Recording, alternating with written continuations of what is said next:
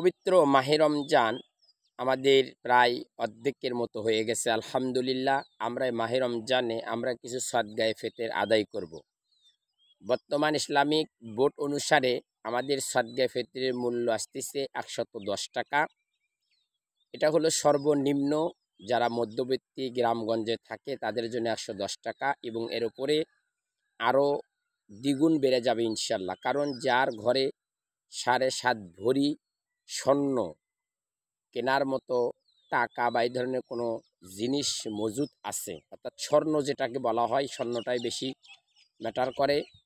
7.5 ভরি স্বর্ণর দাম যেটা হয়, এই ধরনের অর্থ আছে।